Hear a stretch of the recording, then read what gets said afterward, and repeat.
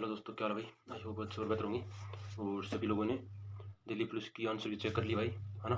अब तो कर ली होगी, 4-5 दिन हो गए। अब तो साइड से वैसे भी हटा दी।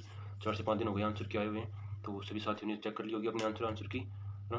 तो बाकी अपना स्कोर चेक कर लिया होगा काफ़ी बहुत से स्टूडेंट का इस बार। जो जो उन्होंने उम्मीद कर रखी थी उससे कम स्कोर आया है काफ़ी स्टूडेंट का। और काफ़ी स्टूडेंट्स का जितनी उन्होंने उम्मीद की हुई थी उतना स्कोर बना है, किसी का उससे ज़्यादा बना है। पर मैक्सिमम इस बार स्कोर थोड़ा जितना वो उम्मीद करी किए हुए थे उससे कम ही बना है ना। तो वो आप सभी को पता है। तो मुझे भी वीडियो बनाए में थोड़ा लेट हो गई भाई, क्योंकि स्कोर थोड़ा कम ही है। तो वीडियो बनाने का मेरा वैसे भी मन नहीं था, पर आज मैंने सोचा चलो बना ही लेते हैं भाई। तो भाई बाकी आप लोग भी अपना स्कोर बताना भाई, कितने क्या बच्चे हैं आप लोगों के काट पीट के। तो मैं अपनी बात करूँ, फर्स्ट ऑफ ऑल तो मैथ, ठीक है। मैथ में मैंने 15 अटैम्प्ट किए थे, तो 15 में से 15 मेरे मैथ में सही है टोटल, ठीक है। तो मैथ में मेरा 15 तो सही है। और रीजनिंग में भाई मैंने 24 अटैम्प्ट किए थे, एक क्वेश्चन मुझसे नहीं हुआ। और फिर 24 में से मेरे 7 क्वेश्चन रॉन्ग हो गए, 17 क्वेश्चन सही हुए हैं, जिसमें से काट पीट के मेरे 15.25 मार्क बचे हैं, है ना। तो इस 17 क्वेश्चन में 7 क्वेश्चन गलत हुए हैं। इसमें मुझे एक क्वेश्चन में डाउट है, तो जो मेरा सही होना चाहिए उसमें ऑब्जेक्शन लगाया है, तो वो मुझे लगता है वो मेरा सही हो जाना चाहिए। तो वो यदि सही हो जाएगा तो मेरे इसमें हो जाएंगे 16.5 नंबर हो जाएंगे रीजनिंग में। तो रीजनिंग में भाई ये काफ़ी कम स्कोर हो गया मेरा। रीजनिंग में मुझे इतनी उम्मीद नहीं थी। आज तक के जितने मैंने RWA के मॉक टेस्ट दिए हैं, टेक्स्ट बुक पे मॉक टेस्ट दिए हैं, है ना, TWA पे मॉक टेस्ट दिए हैं, तो जितने भी प्लेटफॉर्म पे मैंने मॉक टेस्ट दिए थे रीजनिंग में आज तक मेरे इतने क्वेश्चन रॉन्ग नहीं हुए। पर रियल एग्जाम में मेरे रीजनिंग में बहुत क्वेश्चन गलत हो गई। तो ओवरऑल मेरा स्कोर लगभग रीजनिंग के कारण ही काफ़ी कम हुआ भाई। 7 क्वेश्चन बहुत ज़्यादा मायने रखते हैं भाई।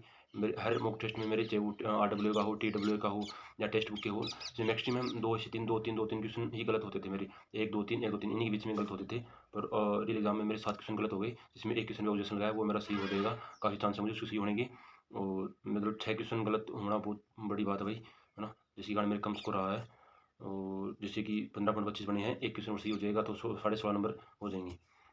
तो ये रीजनिंग का स्कोर था भाई मेरा। बाकी बात करें कंप्यूटर की, कंप्यूटर में मेरे 6 क्वेश्चन सही हुए हैं और 4 क्वेश्चन गलत हुए हैं, जिससे कि मेरे 5 नंबर बचे हैं, जो कि कम ही स्कोर है बाकी वैसे भी। पर कंप्यूटर में भी अभी लगभग काफ़ी स्टूडेंट के मतलब 7-8 के बीच में ही है लगभग। 10 में से 10 वाले बहुत कम है, मेरे आगे तो आए नहीं। पर आ जाए वही गलत बात है। बाकी इस बार 7-8 के बीच में ही है, 7-8, 6-7-8 के बीच में ही है। तो मेरे आप खुद के 5 नंबर बचे हैं। कंप्यूटर में पता नहीं कैसी क्या गलती हो गई। तो ये कंप्यूटर का स्कोर है मेरा। अब बात करें जीएस की। जीएस में मैंने 48 क्वेश्चन अटैम्प्ट किए थे, 48 में से मेरे 28 क्वेश्चन सही हुए थे और 20 क्वेश्चन गलत हो गए, जिससे काट पीट के मेरे 23 क्वेश्चन मेरे जीके में बचे हैं। और जीके में जैसे कि 20 क्वेश्चन गलत हुए थे, 20 में से भी कम से कम 3-4 क्वेश्चन थे वो गलत होने वाले थे, होने वाले नहीं थे, इजी क्वेश्चन थे। पर वो पता नहीं मुझसे कैसे गलत हो गई, वैसे वहाँ पर कैसे क्लिक हो गई मुझे कुछ खुद नहीं समझ में आ रहा। तो 3-4 क्वेश्चन मुझे जीके में मार खा गए। और सबसे ज़्यादा मुझे रीजनिंग का काफ़ी दुख है ना। मुझे कंप्यूटर का और जीके का इतना दुख नहीं है जितना कि मुझे रीजनिंग का है, क्योंकि रीजनिंग में मेरे आज तक आप लोगों ने मेरे मॉक टेस्ट के रिव्यू देखे हैं, जिस भाई ने देखे हैं, तो आपको लोगों ने देखे होंगे कि मेरी रीजनिंग में आज तक इतना कभी गलत नहीं हुई मेरी मॉक टेस्ट में, 7-7 क्वेश्चन। तो रीजनिंग में मुझे बहुत ज़्यादा दुख है, जिससे कि मेरी काट पीट के ओवरऑल 58.25 बचे हैं। तो एक क्वेश्चन और रीजनिंग में सही हो जाएगा तो 59.5 बचेंगी। और एक क्वेश्चन और मतलब मुझे लगता है क्वेश्चन और सही हो जाना चाहिए, जिससे कि मुझे लगता है कि 60 नंबर मेरे बन जाएंगे। ऑब्जेक्शन वाले क्वेश्चन यदि सही हो जाएंगे तो मेरे 60 नंबर हो जाएंगे। फिलहाल मेरे 58.25 हैं, पर मुझे 60 नंबर होने की उम्मीद है पूरी पूरी। और अब इन 60 नंबर से भी भाई क्या ही होगा, पर इसके 60 से ऊपर की यदि डिपेंड करेगा कि मुझे नॉर्मलाइजेशन कितना क्या मिलेगा, है ना। सिलेक्शन तो भाई उसी पर डिपेंड है मेरा कि नॉर्मलाइजेशन मुझे कितने नंबर मिल जाता है। 3 नंबर मिलेगा, 4 नंबर मिलेगा, 5 नंबर मिलेगा, है ना, है ना। तो मैं उम्मीद करता हूँ जितनी ज़्यादा नॉर्मलाइजेशन मिलेगा तो मुझे उतना ज़्यादा फ़ायदा होगा। या फिर मेरे कम होने के चांसेस कम है, क्योंकि मेरी दो मतलब इजी वाली शिफ्टों में नहीं था, मेरी हार्ड वाली शिफ्टों में मेरा पेपर था 24 की सेकंड शिफ्ट में। तो इजी शिफ्ट तो थी नहीं, तो कम होने के तो चांसेस कम ही है, बाकी हो भी जाए क्या पता। पर एटलीस्ट मैं उम्मीद कर रहा हूँ कि कितने क्या नॉर्मलाइजेशन मिल जाए, 5-6 नंबर मिल जाए तो 65-66 के आसपास हो जाए, तो सिलेक्शन की कुछ श्योरिटी हो जाए, मतलब कुछ चांसेस बन जाएँ।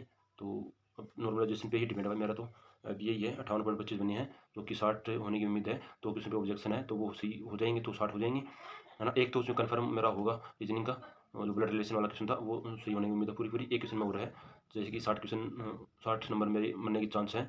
उसके ऊपर नॉर्मलाइजेशन कितने मिलेगा, है ना। जैसे कि टीचर वगैरह ने बताया, तो वहाँ पर क्या है कि लगभग मेरी शिफ्ट में 8 नंबर तक का नॉर्मलाइजेशन मिलने की बात चल रही है ना।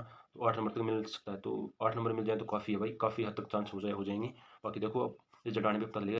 मैं अपना एवरेज स्कोर बताऊँ ना अपनी शिफ्ट का, तो मेरा 48.46 है मेरी शिफ्ट का, शिफ्ट का नहीं, मेरा एवरेज मार्क टोटल है ना 46 एवरेज मार्क आ रहा भाई।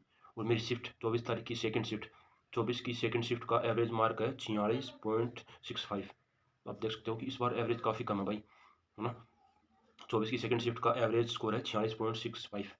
और मेरी कैटेगरी है ना, मेरी कैटेगरी जैसे कि ओबीसी कैटेगरी है, मेल कैटेगरी, ओबीसी और मेल कैटेगरी में कैटेगरी का एवरेज स्कोर है 50.17। और ये डाटा है 2,84,798 स्टूडेंट का, 2,84,000 समथिंग, 3 लाख के समथिंग, 3 लाख स्टूडेंट के डाटा में से एवरेज स्कोर आ रहा है 50। और मेरी कैटेगरी मेरी शिफ्ट का है 46। तो इस बार यदि एवरेज स्कोर कम ही है भाई। बाकी यदि है ना, यदि फिजिकल जल्दी कंडक्ट करवा ली जाएंगे तो जो पिछली बार कम कट ऑफ थी उससे कम ही कट ऑफ रहेगी भाई, है ना। यदि जल्दी से रिजल्ट आ जाता है उसके बाद में जल्दी से फिजिकल कंडक्ट करवा ली जाती हैं तो जो पिछली बार कट ऑफ रही थी ओबीसी की 69 के अराउंड रही थी, 68 या 69 के अराउंड रही थी, तो उससे कम ही रहेगी। यदि फिजिकल में काफ़ी टाइम दे दिया तो वो 70 प्लस क्रॉस आराम से कर जाएगी। अब वो देखते हैं कि कब रिजल्ट आता है, कब हम फिजिकल कनेक्ट होते हैं, वो उस पर ही डिपेंड करेगा। तो ये मेरा ओवरऑल था भाई, कुछ खास कोई नंबर बने नहीं है। रीजनिंग में मैंने ज़्यादा कुछ पता नहीं कैसे गलती हो गई।